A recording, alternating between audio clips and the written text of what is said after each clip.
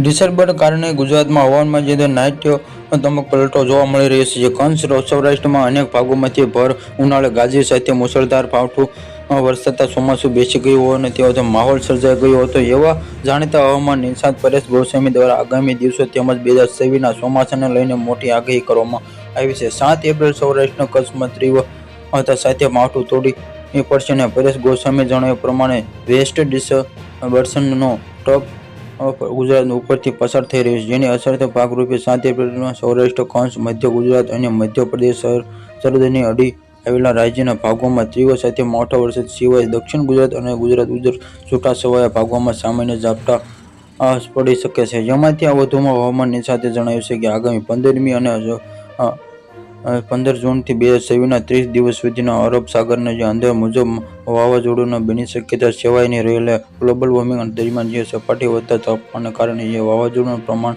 વધી રહ્યા અને અગાઉ 5 વર્ષ વાવાઝોડું આવતા પરંતુ હવેથી દર વર્ષે એક જ વધુ વાવાઝોડું બની રહ્યા છે. જેમાં 10 વર્ષ જો વાવાઝોડું બંગાળી ખાડીમાં બંને ગુજરાત ખાસ કરીને હોતા તેમાંથી આવેલા વાવાઝોડું ગુજરાતમાં જોખમથી સાબિત થઈ શકે છે. વાવાઝોડું કારણે કદાચ ચોમાસાની શરૂઆત વાવણી થઈ શકે છે અથવા કે હવામાન તરફ ફંટાઈ શકે છે અથવા દરિયા જ નિશ્ચિત થઈ શકે છે. જો કે આ વાવાઝોડું બન્યા પછી જો ચોક્કસ ટ્રેક અને દિશામાં નક્કી થશે તો એ વાત ચોક્કસ છે કે 2026ના ચોમાસાની શરૂઆતમાં વાવાઝોડુંથી થઈ જશે.